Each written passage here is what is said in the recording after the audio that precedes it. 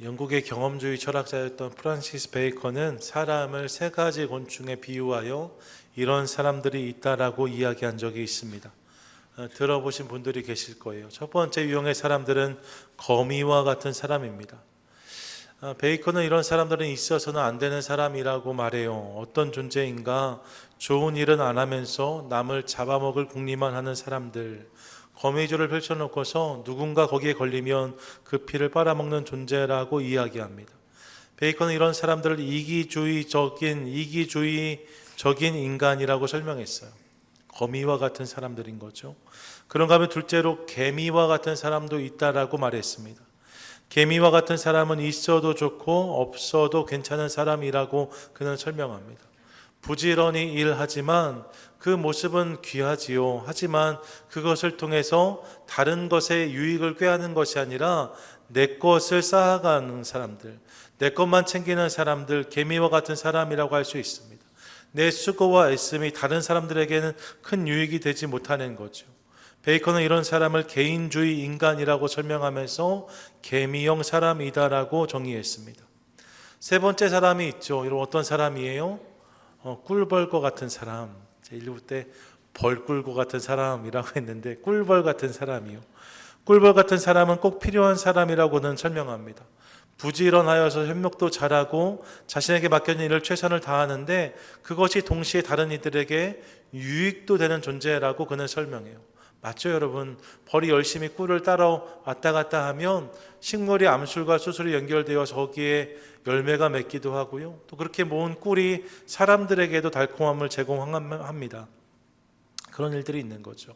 열심히 내 삶을 건사하지만 동시에 그것이 다른 이들에게도 유익이 되는 것.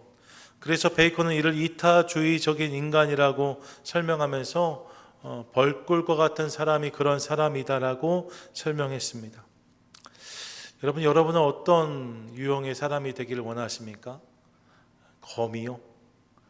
개미요? 아니면 꿀벌이요? 전 저와 여러분 우리 모두가 꿀벌 같은 존재가 될 수 있기를 간절히 소망합니다. 우리 삶을 잘 세우는 것은 물론이고 그 열심과 성실을 통해서 다른 사람들이 좋은 영향을 받고 선한 영향력으로 살아가는 나의 열심이 내 삶을 잘 세우는 것을 넘어서 저들에게도 덕이 되고 유익이 되는 그런 인생이 될 수 있기를 원합니다. 사실 여러분 이것은 철학적인 가르침일 뿐만 아니라 예수님이 우리 가운데 바라시는 모습이기도 한 것을 깨닫습니다. 마태복음 5장을 기억해 보시면 예수님은 우리를 향해서 세상의 소금과 빛이라고 하셨습니다. 소금과 빛이라는 것은 꼭 필요한 사람, 그런 존재가 되라는 말씀이에요. 세상에서 맛을 내고 세상의 빛을 비추는 것이 소금과 빛인 것처럼 꿀벌 같은 존재가 되라는 말씀으로도 이해할 수 있는 거죠. 그러면서 그런 착한 행실을 통해 하나님 아버지께 영광을 돌리게 하라고 예수님 말씀하고 계십니다. 예, 그런 인생을 살아가는 저와 여러분 우리 모두가 되시기를 축복합니다. 아멘. 주님이 우리 가운데 그런 모습을 기대하시는 거죠. 주님이 우리 가운데 바라시는 삶의 모습이 있다는 겁니다. 그리고 여러분 오늘 본문은 우리에게 또 하나의 어떤 모습, 삶의 태도를 도전하고 있는데 그것이 무엇인가? 우리의 마음을 시원케 하는 사람, 그런 존재, 그런 사람이 되라고 말씀하고 있습니다. 본문으로 들어가 보시죠. 여러분 고린도전서 또 후서는 우리가 이미 아는 것처럼 고린도 교회에 바울이 보낸 편지라고 할 수 있습니다. 고린도 교회는 정말로 문제가 많은 교회였습니다. 전 기본적으로 모든 교회는 좋은 교회라고 믿는 사람입니다. 모든 사람은 좋은 사람이고 모든 교회는 좋은 교회다. 전 그렇게 생각하며 살아갑니다. 그래서 어지간한 교회 이야기 들어도 그 교회에도 좋은 면이 있을 겁니다 라고 말씀을 드려요. 새가족분들이 가끔 오시잖아요. 저희 얼마 전에도 식사할 때 꼭 이렇게 말씀드려요. 이 지역에 좋은 교회가 참 많습니다. 저희 교회 가장 좋은 교회라고 말씀드릴 수는 없고 우리 교회도 그런 교회 중에 하나니까 잘 오셨어요 이렇게 말씀을 꼭 드리거든요. 여러분 그게 제 생각입니다. 모든 교회가 다 좋은 교회라고 저는 믿어요. 그런데 말입니다. 혹 우리 교회 성도들 중에 누군가 이 지역으로 이사를 간다고 하신다면 다른 교회는 몰라도 고린도 교회는 사실 추천하기가 어려울 것 같습니다. 목사님 이민 가게 생겼는데 집사님 다른 교회 다 나가도 그 교회는 좀 피하셔야 될 것 같아요. 그 교회가 고린도 교회인 거죠. 왜냐? 그 안에 온갖 문제와 분열, 갈등, 아픔이 있었기 때문입니다. 고린도전서의 그 내용이 낱낱이 고발되고 있어요. 교회 성도들이 335로 분열하여서 각자가 마음에 드는 교역자들을 외치면서 당을 짓습니다. 우리는 아볼로파다, 우리는 바울파다, 우리는 베드로파다, 이렇게 서로를 비방하고 견제하는 일들이 있었다는 거죠.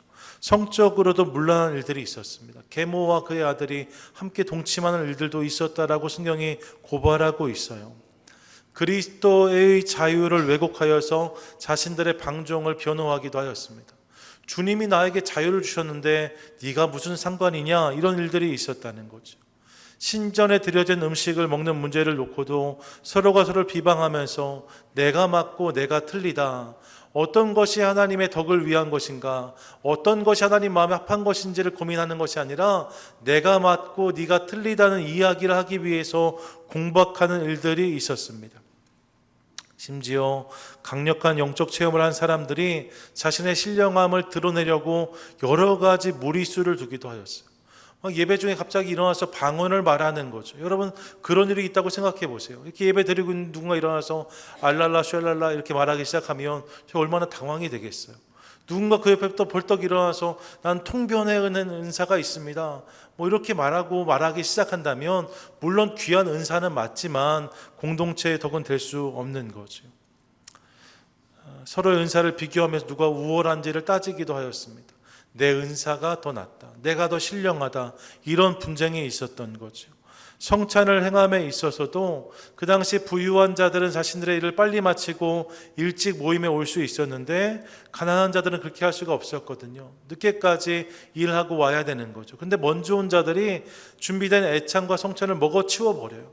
나중에 온 사람들을 먹는 것이 없어지는 일들이 있었다라고 성경은 말씀합니다. 그러니까 여러분, 이 정도 되면 어려운 거죠. 그런 교회가 고린도 교회였대요. 뿐만 아니라 바울 입장에서 생각하면 자신이 그 교회를 개척한 사람, 자신이 그 교회 복음을 전해줬는데 끊임없이 공격당하는 바울의 모습을 확인합니다.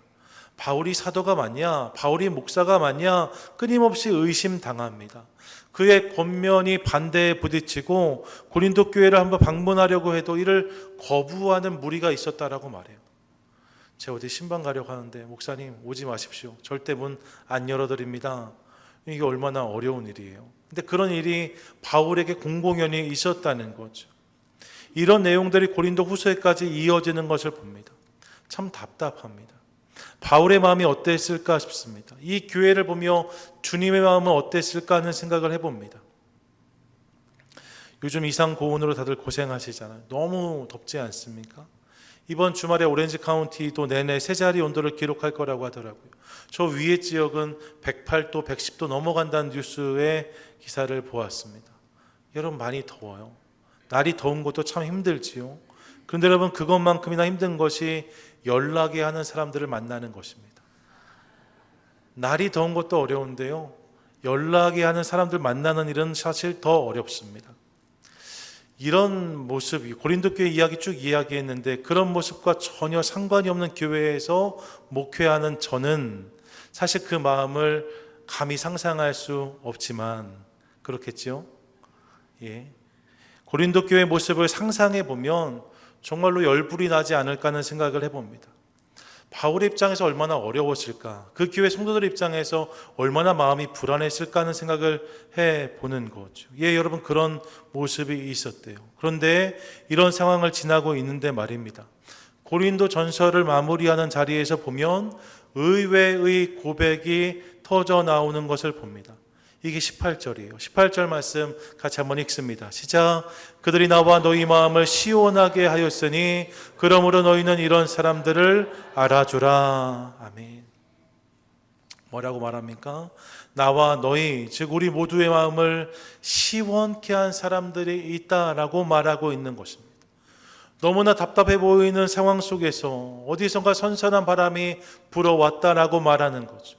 그 바람 때문에 모두가 격려를 받고 위로를 얻었다라고 말합니다. 시원케 하는 사람이 있었다라고 고백하고 있는 거예요. 누가 그런 사람인가?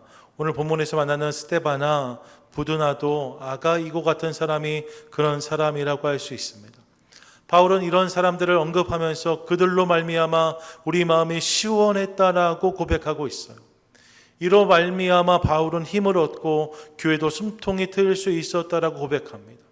여러분, 마음을 시원케 하는 사람, 전 저와 여러분 우리 모두가 그런 사람이 될 수 있기를 축복합니다. 아멘. 그러면 그들의 어떠함이 모두의 마음을 시원하게 하였을까? 오늘 이 부분을 함께 주목하고 싶습니다. 이들이 어떤 사람이었기에? 첫째, 여러분, 이들은 남을 기꺼이 섬기는 사람이었다라고 기록해요. 함께 읽습니다. 시작. 남을 기꺼이 섬기는 사람. 15절인데 같이 읽습니다. 시작. 형제들아, 스데바나의 집은 곧 아가야의 첫 열매요 또 성도 섬기기로 작정한 줄을 너희가 아는지라 내가 너희를 권하노니 라고 말합니다. 본문을 보시면 스데바나를 언급하면서 그가 아가야 지방에서 가장 먼저 예수를 믿은 사람 중 하나라고 말합니다. 마게도냐 밑에가 아가야 지방이거든요. 그 지방에서 가장 먼저 예수를 믿었던 첫 열매, 그가 스데바나라는 거예요. 그러면서 고린도 교회 안에서 성도를 섬기는 일에 그가 본이 되었다라고 기록하고 있습니다. 여러분, 잘 생각해 보세요. 그를 첫 열매라고 소개하니까, 그가 그 지역에서 가장 먼저 믿은 사람이었다고 소개하니까, 사실 고린도 교회의 식구들은 대부분 그보다 나중에 믿게 된 사람들이었을 것입니다. 그보다 다 새 가족이에요. 그가 가장 교회를 잘 알고 그가 가장 우리말로 교회의 고참이에요. 물론 하나님 나라는 먼저 된 사람이 나중 된 사람을 돌보고 섬기는 나라니까요. 당연히 그런 모습은 귀한 것이겠죠. 하지만 여러분, 이런 생각해 볼 수 있습니다. 이후에 일꾼들이 하나둘씩 세워지면서 말입니다. 자연스럽게 그는 대접받고 섬김받아도 되는 자리로 넘어가지 않았을까?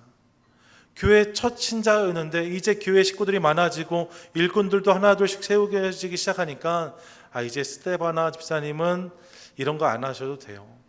좀 저기 가서 앉아 계셔도 돼요. 좀 그냥 이렇게 감동만 해주셔도 돼요. 얼마든지 그런 대우를 받을 수 있는 상황이 아니었을까 상상해 보는 거예요. 이제 좀 쉬워도 대우를 받아도 누구도 이상해하지 않을 상황이 고린도 교회에서의 스데바나의 상황이라고 말씀드릴 수 있는 거죠. 그런데 그가 여전한 모습으로 성도 섬기기를 결단했다라고 본문이 말씀해요. 이게 참 귀한 모습이라는 거죠. 여러분, 스데바나가 마냥 성품이 좋아서 그런 것일까요? 그렇지 않아 보입니다. 왜냐하면 성도 섬기기를 작정했다고 기록하기 때문이에요. 여러분, 그의 성품이 또 그의 성격이 좋아서 된 결과가 아니었답니다. 그의 섬김은요, 자연스럽게 된 일이 아니래요. 작정해서 한 일이랍니다. 그의 결단과 은혜의 결과였다는 거예요. 마냥 성격이 좋아 잘 섬기는 사람이 아니라 마음을 계속 먹었기 때문에 그 일을 감당했었다라고 말씀하고 있는 거죠. 사실 여러분, 스데바나가 이 교회의 오래된 교인이라고 말하니까 말입니다. 그야말로 고린도 교회의 허물을 잘 알지 않았겠습니까? 오랫동안 그곳에 있었으니까 누구보다 공동체 허물과 역함을 잘 알고 있었을 거예요. 제가 앞서 말씀드렸던 다양한 허물들이 그들 안에 있는 것을 스데바나는 다 보고 들었을 것입니다. 얼마든지 이런 모습이 그에게 낙심과 실망의 거리가 될 수도 있었을 거예요. 하지만 그는 이를 거절하고 더욱 섬기기를 작정했다라고 말하는 거죠. 그리고 그런 그의 모습이 모두의 마음을 시원케 했다라고 말씀합니다. 사랑하는 여러분, 저는 우리의 모습 가운데도 이런 모습이 있게 되기를 간절히 소망합니다. 주님이 나를 사랑하셨고 나도 그 주님을 사랑하기 때문에 이제 그 주의 몸된 교회를 그렇게 사랑하고 섬기는 거죠. 연약하고 부족할 수 있지만 내가 섬기기를 작정하고 그 일을 감당하는 거예요. 누군가 중용하고 말해서 부탁해서가 아니라 기꺼이 섬기는 모습들이 있기 시작할 때에 그 공동체에 시원한 바람이 불게 될 줄로 믿습니다. 그 모습이 모두 가운데 모두의 마음을 시원하게 할 줄로 믿습니다. 기꺼이 섬기는, 기꺼이 그 일을 감당하는 거예요. 오늘 예배 때 보니까 못 뵙던 분이 한 분 계신데 그게 박현복 권사님이신 거죠. 권사님 맨날 일부 예배 드리셨는데요. 오늘 일부 예배 드리셨어요. 근데 나가면서 그러시더라고요. 혹시 일하는 데서 전화가 안 오면 2부 예배도 드리고 싶다 그러시더니 와서 앉으셨어요. 여러분, 교회 나오는 게 억지로 되면 1부 예배 드리면 빨리 가셔야죠. 근데 예배를 드리고 싶은 거죠. 교회 성도들과 함께 하고 싶은 거죠. 그 마음 때문에 1부도 드리고 2부도 드리는 거 맞지요, 권사님? 네. 감사해요. 예, 그런 마음이 우리 가운데 있는 거죠. 교회를 사랑하고 공동체를 사랑함으로 기꺼이 섬기는 저와 여러분, 우리 모두가 될 수 있기를 원하고, 그런 마음들을 통하여서 함께 시원해지는 복된 교회 우리 되시기를 주님의 이름으로 축원드립니다. 아멘. 둘째로 우리 마음을 시원케 한 사람들이 있었대요. 어떤 면에서 그들이 그랬는가? 이들은 협력할 줄 아는 사람이었다라고 말씀해요. 같이 고백하시지요. 시작. 협력할 줄 아는 사람. 16절인데 이렇게 고백합니다. 함께 읽습니다. 이 같은 사람들과 또 함께 일하며 수고하는 모든 사람에게 순종하라. 본문을 보시면요, 순종하라고 말하면서 어떤 사람을 언급하냐면 함께 일하며 수고하는 모든 사람이라고 말씀해요. 함께 일하며 수고하는 모든 사람, 무엇을 말합니까? 함께 동역하는 사람들이 있었다는 거예요. 함께 마음을 모아서 수고하며 애쓰는 사람들이 있었다는 거죠. 함께 합력하여 선을 이룰 줄 아는 사람들이 그들 안에 있었다라고 말하고 있는 것입니다. 고린도 교회 안에 문제도 있었지만 다른 한편으로 보니까 선한 영향을 끼치려고 애를 쓰고 함께 힘을 합하는 사람들이 있었다는 거예요. 본문이 말하고 있는 스데바나 부드나도 아가이고 같은 그런 사람들 말입니다. 그들이 함께 마음을 모아서 열심히 이 일에 헌신했다는 거죠. 그로 인해 우리 마음이 시원해졌다라고 말하고 있는 것입니다. 여러분, 저는 이 모습이 참 귀합니다. 사실 일을 하다 보면 일 자체보다 어려운 것이 함께 하는 것일 때가 있습니다. 그냥 혼자 해버리면 뚝딱 해치울 수 있을 것 같아요. 힘이 좀 들어도 마음은 편하지 않을까 생각될 때도 있습니다. 근데 그걸 함께 하려다 보니까 듣지 않아도 되는 말을 듣기도 하고 감정 소비가 일어나는 것을 볼 때도 있습니다. 이렇게 저렇게 마음을 모아보려고 하다가 도리어 마음에 상처를 입는 분들을 만날 때도 있습니다. 여러분, 이게 어려운 거예요. 함께 하는 게 사실 더 어려운 거죠. 얼마 전에 총선이었는데 한국의 어떤 정치가가 그런 이야기 했더라고요. 벼룩을 데리고, 벼룩 10마리를 데리고 서울에서 부산까지 내려가는 일이 국회의원 10명을 데리고 서울에서 부산 가는 것보다는 쉽다, 뭐 이렇게 말했다는 거예요. 벼룩이 사방 튀잖아요. 어디로 튈지 모르는데 그 벼룩을 끌고 부산까지 가는 것보다 국회의원 10명 데리고 내려가는 게 훨씬 어렵다는 이야기를 한 거죠. 피식 웃었어요. 그런데 여러분, 가만히 생각해 보시면 말입니다. 이 국회의원만 그런 게 아니에요. 그냥 사람 10명 데리고 내려가는 게 다 어려운 일이에요. 왜요? 마음이 잘 모아지지 않기 때문에, 생각이 다 다르기 때문에, 다 다른 사람들이기 때문에 그 마음을 모아내는 일은 어려운 일인 거죠. 겸손한 마음으로 서로가 서로를 배려하고 자기 주장 내려놓고 상대방의 이야기에 귀를 기울이지 않으면 이 일은 가능하지 않습니다. 근데 그런 동역과 합력이 그들 안에 있었다는 거예요. 그래서 모두의 마음이 시원해졌다라고 본문이 고백하고 있는 거죠. 그런 맥락에서 사랑하는 여러분, 저는 이런 모습이 저와 여러분, 우리 삶 가운데 있게 되기를 간절히 소망합니다. 제주도에 돌담이 있어요. 제가 사진을 하나 준비해요. 여러분, 이게 제주도 돌담의 모습이거든요. 서로 다른 돌들을 모아서 쌓아 놓은 것을 제주도 돌담이라고 합니다. 여러분, 쌓기에 쉽기로 말하면 똑같은 벽돌을 쌓는 것이 훨씬 쉬울 것 같습니다. 사실 모양도 다르고 크기도 다른 돌들을 쌓아 올리는 것은 어려운 일입니다. 그런데 여러분, 이렇게 쌓은 제주도 돌담은 잘 무너지지 않는다고 들었어요. 바람 많은 제주도에서 그냥 벽돌로 쌓아 올린 그 담은 흔들리기도 하고 넘어가기도 하는데 이 돌담은 흔들리지 않는데요. 바람이 잘 새서도 그렇고 서로가 잘 결속하기 때문에도 그렇죠. 이 돌담, 바람 많은 제주도에서 그래서 이 돌담이 많다는 이야기를 들었고 그 담이 아름답다는 이야기도 듣습니다. 서로 다른 것들을 모아놓은 것이 더 단단하고 아름다운 거죠. 시편 133편 1절은 이렇게 고백하는데 함께 읽습니다. 시작. 보라, 형제가 연합하여 동거함이 어찌 그리 선하고 아름다운고. 많이 들어본 말씀인데 여러분 잘 보십시오. 형제들이 연합하고 동거해서 어떤 일을 하는 것을 보면서 아름답다고 말하는 것이 아닙니다. 저들이 마음을 합하여서 무언가를 잘 하니까, 어떤 일을 이루었으니까, 작품을 만들었으니까 귀하고 아름답다라고 말하지 않아요. 그럼 뭐라고 말합니까? 형제가 연합하여 동거함 그 자체가 선하고 아름다운 것이라는 거예요. 그 일이 좀 더딜 수 있지만, 그 일이 좀 어려울 수 있지만 마음을 합하는 것만으로도 충분히 아름답다라고 말씀하고 있는 거죠. 그러므로 사랑하는 여러분, 겸손한 마음으로 서로가 서로를 나보다 남을 낮게 여기는 것을 통하여서 주님이 기뻐하시는 동행, 주님이 기뻐하시는 동역을 세워가는 시원한 공동체, 저와 여러분 우리 모두가 되시기를 축복합니다. 아멘. 끝으로 이들의 어떤 모습이 시원함이었는가? 성경은 이들은 부족을 채워주는 사람이었다라고 고백하고 있어요. 같이 읽습니다. 시작. 부족함을 채워주는 사람. 17절인데 함께 읽습니다. 시작. 내가 스데바나와 부드나도와 아가이고가 온 것을 기뻐하노니 그들이 너희의 부족한 것을 채웠음이라. 아멘. 여러분, 앞서 살폈던 것처럼 고린도 교회 안에 부족함이 있었답니다. 많이 있었어요. 그런데 말입니다, 이 스데바나가, 부드나도가, 아가이고가 그 부족함을 채웠다는 거예요. 여러분, 그들이 이 부족함을 지적하는 사람이 아니었답니다. 이 부족함을 드러내는 사람이 아니었답니다. 이 부족함을 책망하는 사람도 아니었대요. 그들은 이 부족함을 채워주는 사람이었다라고 고백하고 있어요.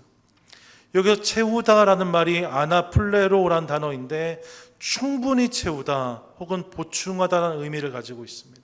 실제로 개역 한글에서는 이 부분을 보충하였음이라 라고 번역해 놓았었어요. 그러니까 무슨 말이냐, 다른 이들이 채웠는데 덜 채워진 것 말입니다. 다른 이들이 섬겼는데 부족한 것 말입니다. 그거 보면서 더 채워야지라고 말하지 않고 그 부분을 내가 기꺼이 채웠다는 거예요. 부족한 것, 부족하다라고 말하지 않고 내 그 부분을 기꺼이 메꾸어 주었다는 거죠. 이로 인하여서 모두의 마음이 시원해졌다라고 바울은 고백하고 있습니다. 예, 사랑하는 여러분, 함께 하다 보면 부족한 부분이 발견될 수 있습니다. 함께 살면 부족함이 보이는 거예요. 가정에서 그렇잖아요. 연애할 때 잠깐 만날 때 몰랐는데, 완벽한 줄 알았는데 결혼해 보니까 말을 않겠습니다. 네, 그런 거지요. 그런 모습이 있을 수 있잖아요. 여러분, 부족함이 발견되는, 같이 하면 부족한 게 보이는, 같이 하다 보면 다른 게 보이는 거예요. 다 잘할 수는 없는 거잖아요. 부족한 것이 분명히 모두 가운데 있는 거죠. 그런데 여러분, 그때 말입니다, 그 부분을 서로 지적하는 공동체는 열나는 공동체고요, 그 부분을 조용히 채워주는 공동체는 시원한 공동체라고 말하는 거예요. 여러분, 어떤 공동체를 세워가시겠습니까? 열나는 공동체요? 아니면 시원한 공동체요? 전 저와 여러분 우리 모두가 시원한 공동체를 세워갈 수 있기를 소망합니다. 그런 맥락의 옆에 분들 인사해 주세요. 당신 때문에 시원합니다. 시작. 당신 때문에 시원합니다. 한 번 더 이렇게 고백하세요. 당신이 나의 에어컨입니다. 자, 시작. 당신이 나의 에어컨입니다. 히터 아니고 에어컨인 거죠. 제가 이런 이야기 할 때만 늘 기억하고 몇 번 나눴던 이야기인데, 제가 전에 모셨던 목사님이 한국에서 전도사로 사역하실 때 말입니다, 강원도에서 그 교회 전도사로 일하실 때인데 교회 안에 성도 안에 분란이 생겼다는 거잖아요. 한 분이 한 분에게 50만 원을 빌려주셨는데 이게 시간이 지나서 묘하게 꼬인 거죠. 시간이 지난 다음에 빌려갔던 분은 돈을 갚았다라고 말하고 빌려줬던 사람은 못 받았다라고 말하는 거예요. 이런 일이 생기면 어떻게 해야 됩니까? 이 문제가 쉽게 풀어지지 않으니까 말이에요. 이제 이 일이 점점 확산되어서 교회 식구들이 갈리기 시작하는 거예요. 내가 이 사람 말은 믿어도 저 사람 말 못 믿겠다. 저 사람 전에도 그러지 않았나? 이렇게 하면서 서로 이제 패가 막 갈리는 거죠. A 집사님 편과 B 집사님 편으로 갈려서 교회가 좀 어려워지려고 하는 찰나에 모두가 다 긴장하고 있는 때였다고 들었습니다. 이런 일 생기면 여러분, 교육자들 너무 마음 어렵습니다. 그 김 전도사님도 걱정이 너무 많은 거죠. 사무실에 앉아도 어떻게 하나, 이게 해결할 수 없는 일이니까 말이에요. 근데 담임 목사님이 사무실에 들어오시더니 김 전도사 걱정하지 마, 해결 다 됐어 하셨다는 거예요. 목사님 이거 어떻게 해결하셨어요? 했더니 목사님 피식 웃으며 그렇게 말씀하셨다는 거죠. 내가 그 50만 원 갖다 줬어, 이렇게 말씀하셨다는 거예요. 시골교회 목사님에게 50만 원이 왜 그 당시 큰 돈이 아니었겠습니까? 하지만 두 분 다 무슨 사정이 있어서 그런 일이 생겼겠지. 누가 실수한 건지 모르겠지만 무언가 그런 사정이 있겠지 하는 마음으로 문제를 키우지 않고 그냥 그것을 품어낸 거죠. 이 일이 그냥 그렇게 끝났을까요? 전 그렇게 생각하지 않아요. 50만 원을 이렇게 했을 때 누군가는 생각해보니까 내가 깜빡 잊고 어디다 준다고 했는데 뒀던 게 기억났다라고 하든지, 아니면 다른 쪽에서 받았었는데 내가 기억 못한 것 같다 하지 않았을까 싶습니다. 그렇게 문제가 넘어가지는 거예요. 그렇게 공동체는 세워지는 거예요. 여러분, 그렇다고 저한테 그런 거 기대하지 마세요. 저는 그렇게 부유하지 않아요. 이번에 캠핑 다녀왔잖아요. 엄청 더웠습니다. 조슈아 트리가 되게 더운 데니까요. 한여름에 갔다 왔으니 많이 더웠어요. 근데 내내 참 감사했습니다. 왜냐하면 저희가 매해 캠핑장을 추운 데로 가서 진짜 고생 많았거든요. 작년에 가셨던 분들은 목사 얼어 죽을 뻔했어요 하셨어요. 그래서 고민에 결정한 데가 따뜻한 데였는데 너무 더운 거죠. 너무 더운 데로 가려다 보니까 집을 빌리기로 했는데 이 비용이 만만치가 않아요. 교회에서 이렇게 자체 캠핑이니까 적은 재정만 배정돼 있거든요. 그 재정으로는 엄두를 낼 수 없는 집을 빌려야 되는 상황이었는데, 저도 몇 주 동안 고민이 많았습니다. 저 집사람이 어떻게 하려고 하냐고. 그래서 안 되면 내가 내야지, 이렇게 이야기하면서 집을 알아보고 있었는데 말이에요. 몇몇 가정이 연락을 주셨어요. 목사님, 좋은 집 결정하시고 부족한 부분은 저희가 채우겠습니다. 그 문자 받고 제가 얼마나 감사했는지 모릅니다. 재정 실은 안 부족했습니다. 잘 다녀왔거든요. 여러분들이 십시일반을 채워주셔서 잘 다녀왔는데 그 문자로 인한 감격이 제 마음에 계속 있어요. 사랑하는 여러분, 부족함은 드러낼 때가 아니라 덮어줄 때 은혜가 됩니다. 그것을 내가 채울 때 거기에서 하나님의 역사가 일어나는 거죠. 주님도 그렇게 우리를 품어주셨습니다. 그리고 이렇게 품어주면 언젠가 변화되는 거예요. 제가 늘 드리는 말씀입니다. 깨뜨리면 후라이고 품어주면 병아리입니다. 따라하세요. 깨뜨리면 후라이. 이거 따라하셔야 돼요. 깨뜨리면 후라이, 품어주면 병아리, 품어주면 병아리. 명심하십시오. 깨뜨리면 후라이예요. 근데 품어주면 병아리가 됩니다. 그 병아리가 또 알을 낳고요, 또 품어주면 또 병아리가 나옵니다. 그렇게 하나님 나라는 확장되어져 가는 거죠. 여러분 믿으세요. 정말로 변합니다. 바라기는 서로의 부족함을 그렇게 채워주는 것을 통하여서 서로가 서로의 마음을 시원케 해주는 아름다운 공동체, 저와 여러분 우리 모두가 되시기를 축복합니다. 아멘. 이번 주 여러분, 제가 왜 이 말씀을 준비했을까요? 이유는 분명합니다. 너무 더워서. 정말 말도 못하게 덥습니다. 주중에 저희 목양실 2층에 있잖아요. 올라가면 정말 그냥 사우나예요.